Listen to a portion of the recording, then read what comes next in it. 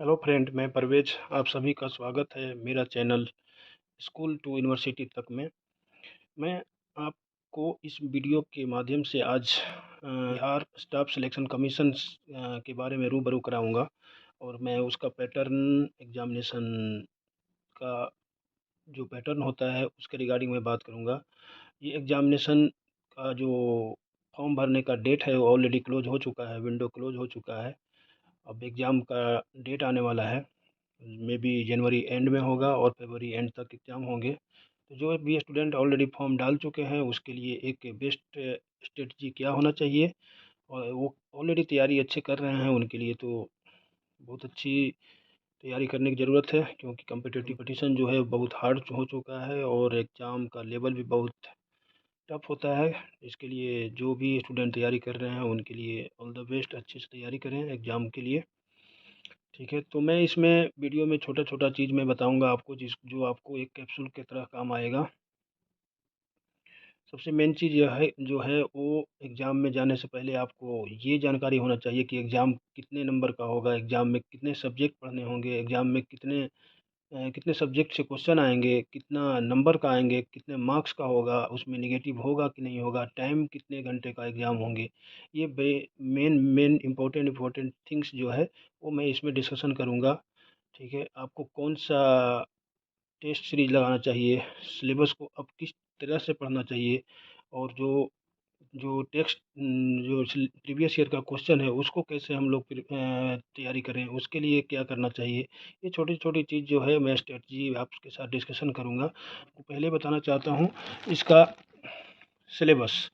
इसमें दो भाग में डिवाइड कर किया जाता है ये एग्ज़ाम को। एक तो पीटी होता है, एक मेंस होता है। तो अभी हम लोग पीटी के बारे में बात करेंगे। जो पीटी क्वालिफाई होते हैं वही मेंस एग्जाम में बैठते हैं। तो पीटी में ये 4 सब्जेक्ट होते हैं।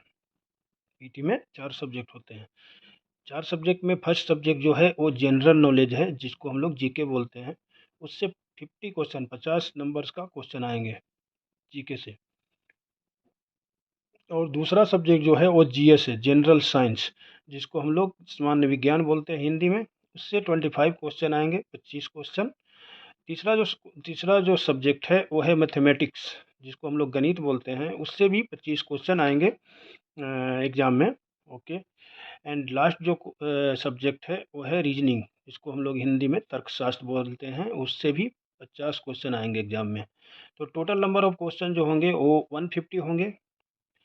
और टोटल मार्क्स जो होंगे, तो एक क्वेश्चन के लिए 4 नंबर होते हैं, तो टोटल 150 × 4 टोटल 600 नंबर का एग्ज़ाम होगा। और इसमें जो टाइम आपको मिलेंगे एग्ज़ाम में वो 2 आवर 15 मिनट, मीन्स 2 घंटा 15 मिनट का एग्ज़ाम होगा। और इस एग्ज़ाम में सबसे मेन इम्पोर्टेंट है कि ये एग्ज़ाम निगेटिव मार्किंग के साथ होंगे। मीन्स कि आपको हर एक क्वेश्चन के लिए 1 नंबर मिलेंगे, अगर और चार क्वेश्चन गलत होने पे आपका 1 नंबर डिडक्ट किया जाएगा, मीन्स कट जाएगा। इसलिए आप इसे एग्ज़ाम को तैयारी अच्छे से करें, जिससे कि आपका लेवल हो अच्छा हो और निगेटिव से बचें, ज़्यादा गलत ना हो, जिससे कि आपको नंबर में जो नंबर आ रहे हैं वो भी कम हो जाए। अब हम लोग बात करेंगे इफ़ेक्टिव अप्रोच का। इफ़ेक्टिव अप्रोच ये होना चाहिए कि सबसे पहले आपको सिलेबस को कलेक्ट करना होगा। सिलेबस आप अगर कलेक्ट करेंगे तो आप उसको गो थ्रू करेंगे, और गो थ्रू करने से फ़ायदा ये होगा कि आपको समझ में आएगा ये चीज़ कि हमें पढ़ना क्या क्या है और छोड़ना क्या क्या है। ये 4 सब्जेक्ट जो हैं, और 4 सब्जेक्ट में मेन इम्पोर्टेंट में कौन कौन सा बुक से पढ़ना है, और कौन कौन सा बुक में ये टॉपिक्स दिया हुआ है, उसको आप डायरेक्ट पढ़ पाएंगे अगर सिलेबस को आप देखेंगे तो। ऐसा नहीं है कि कोई भी आप बुक उठा लें और कुछ भी पढ़ लें। सिलेबस से आइडिया ये होता है कि आपको कौन कौन सा टॉपिक को कंप्लीट करना है और कौन सा छोड़ना है। तो आप डायरेक्ट बुक में जाएंगे, वो टॉपिक को कवर करेंगे और वो टॉपिक के थ्रू आप कंप्लीट सिलेबस करेंगे। ठीक। और दूसरा जो प्लान होना चाहिए वो होना चाहिए स्टडी शेड्यूल। आपको अपना खुद का एक स्टडी प्लान बनाना होगा, शेड्यूल बनाना होगा कि हमें ये जो सिलेबस है वो सिलेबस को कितने टाइम में कंप्लीट करना है। मीन्स कौन सा सब्जेक्ट को कितना घंटा पढ़ना है, और कौन सा सब्जेक्ट को किस टाइम पढ़ना है। ये मेन इंपॉर्टेंट है। इससे आपको क्या होगा कि आपको एक आइडिया मिलेगा कि ये जो हमारा सिलेबस है वो हम कितने दिन में कंप्लीट कर पाएंगे, और और हमारा जो जो आप कंप्लीट कर लेंगे उसको आप हाईलाइट करेंगे कि हाँ, ये सब्जेक्ट, ये टॉपिक हमारा कंप्लीट हो गया है, ये जो टॉपिक है वो हमारा पेंडिंग है। तो इससे आपको जो टाइम टेबल जो बनाएंगे उससे आपको बेस्ट एंड स्ट्रेटजी तैयार हो जाएगा कि हमें अब कितना देर और कितना घंटा और पढ़ना है। मतलब एवरी डे का प्लान रेडी हो जाएगा कि डेली हमको इतना घंटा पढ़ना है, इतना घंटा इस सब्जेक्ट को पढ़ना है, इस टॉपिक को पढ़ना है, और कितना घंटा हमको उस टॉपिक को रिवीजन करना है। तो ये आपका शेड्यूल में आ जाएंगे। ठीक है, उसके बाद स्टडी मटेरियल आपको पहले बता दिया कि स्टैंडर्ड बुक पढ़िए। स्टैंडर्ड बुक मतलब ये है कि जो आपको हर टॉपिक कवर करता हो। जो बहुत सारा बुक है, आप रेफरेंस बुक ले पढ़ सकते हैं, किसी का क्लास नोट्स पढ़ सकते हैं। बहुत सारा कोचिंग है जो अपना क्लास नोट, बहुत सारे लोग जो हैं ज्वाइन कर रखे होंगे बहुत सारा ऑनलाइन कोर्स।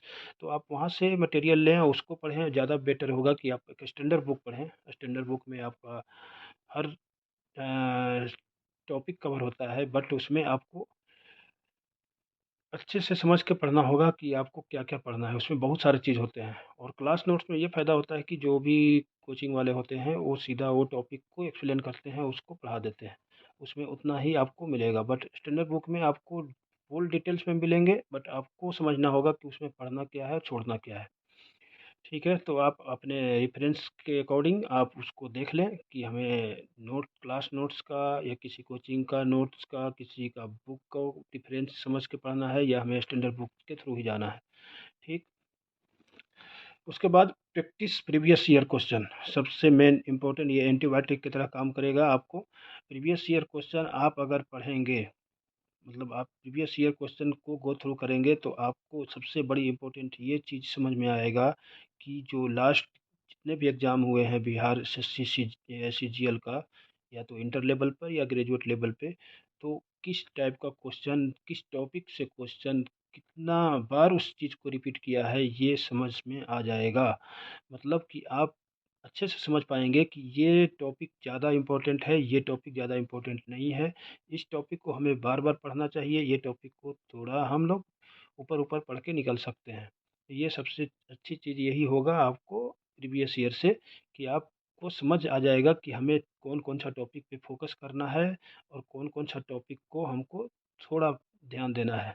ठीक, तो उसके थ्रू आप जाएँ प्रीवियस ईयर पे क्वेश्चन पे, और वो क्वेश्चन आपको बुक के फॉर्म में मिलेंगे, ऑनलाइन प्लेटफ़ॉर्म में मिलेंगे, और बहुत सारा ऑनलाइन प्लेटफ़ॉर्म वाले, जैसे एग्ज़ाम्पल में आपको जाना है तो टेक्स्ट बुक में जाएँ, करियर व्हील में जाएँ, खान सर का जो ऑनलाइन प्लेटफ़ॉर्म है, उस जीएस ऑनलाइन समथिंग, उसमें जाएँ, नवीन सर का है उस पे जाएँ। बहुत सारा कोचिंग वाले जो अपना ऑनलाइन प्लेटफ़ॉर्म पे प्रीवियस ईयर क्वेश्चन भी अपना बेचते हैं, उसको आप परचेज़ करें और उसको प्रैक्टिस करें।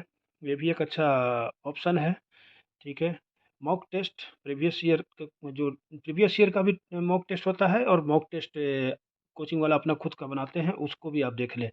प्रीवियस ईयर या से आपको आइडिया ये मिलेगा कि क्वेश्चन को पढ़ना, कैसा-कैसा क्वेश्चन पढ़ना है।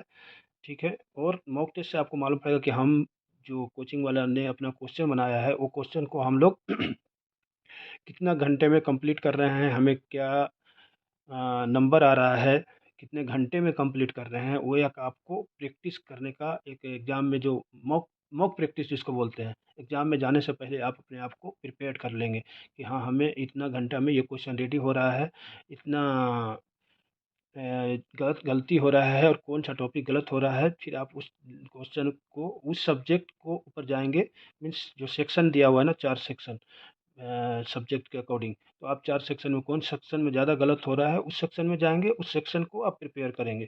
ठीक है? तो ये आपको फ़ायदा होगा मॉक टेस्ट से। ज़्यादा इम्पोर्टेंट, उससे भी ज़्यादा इम्पोर्टेंट ये है, ग्रुप स्टडी करें। अगर आपके पास ग्रुप है, मतलब बहुत सारे लड़के लोग जो हॉस्टल में होते हैं या कोचिंग में पढ़ते हैं, तो वो अपना ग्रुप बना लें, और ग्रुप के थ्रू आप उसी एक क्वेश्चन सेट उठा लें प्रीवियस ईयर का। वो प्रीवियस ईयर क्वेश्चन में आप उसको डिवाइड कर दें कि 10 क्वेश्चन तुम पूछो, 10 क्वेश्चन तुम पूछो।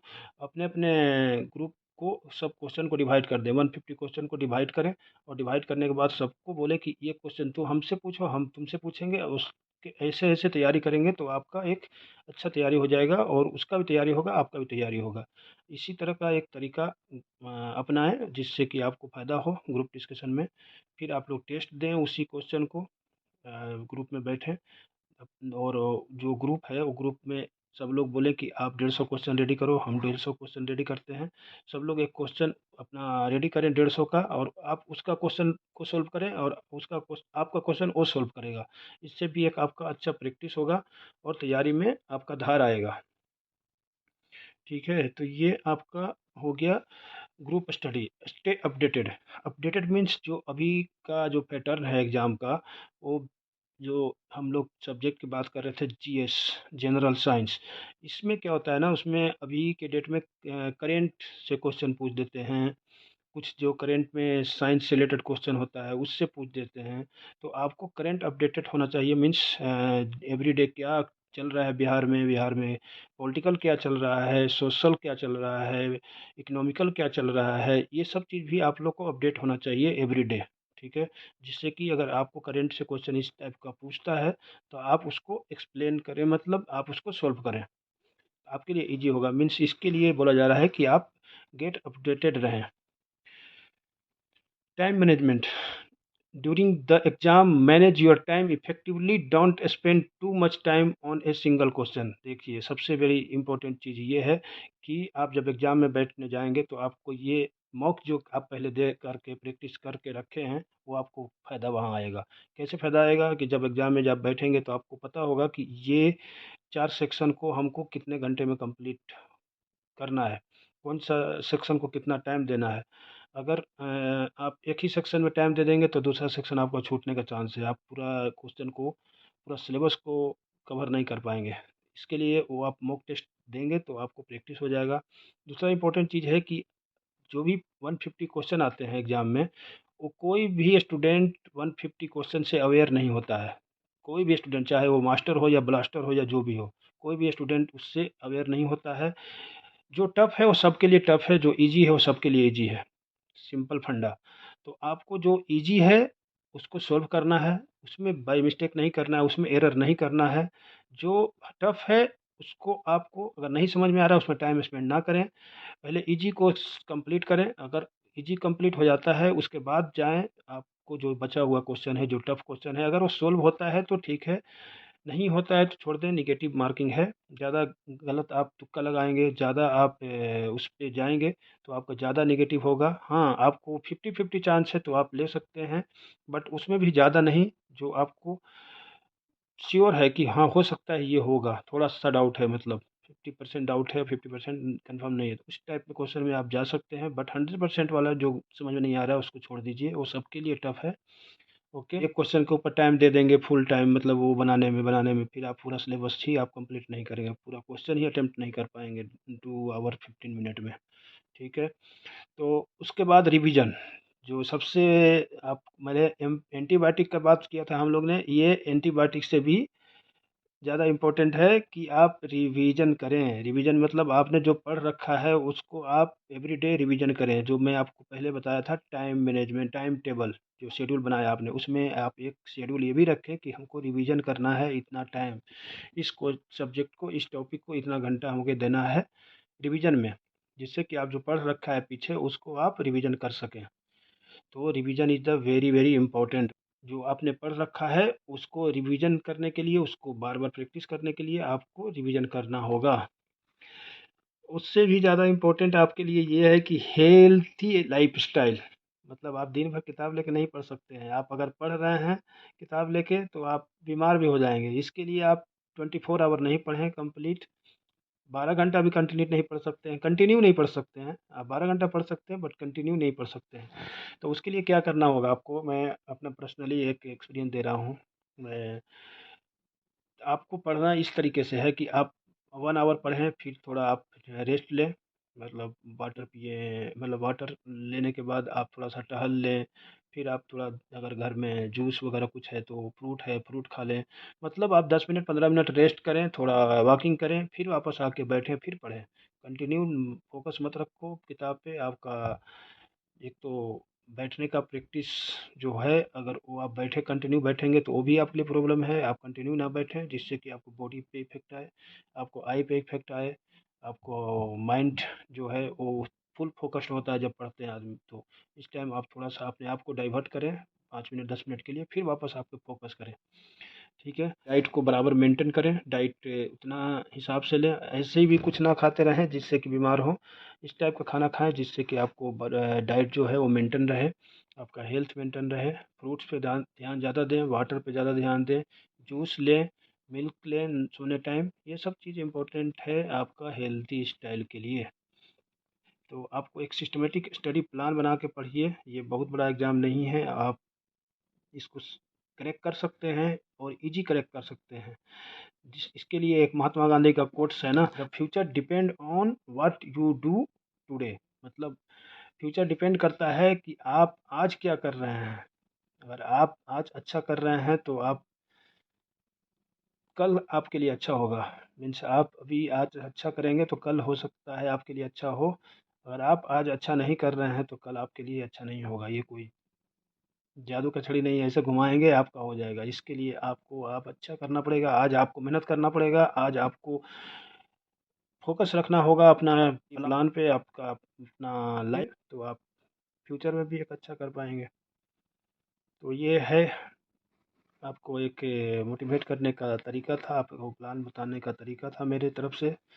और कुछ अच्छा लगे तो लाइक एंड सब्सक्राइब करें और शेयर करें, और हमें भी मोटिवेट करें, जिससे कि इस तरह का वीडियो मैं बना सकूं और आपके बीच में ला सकूं। Thank you so much.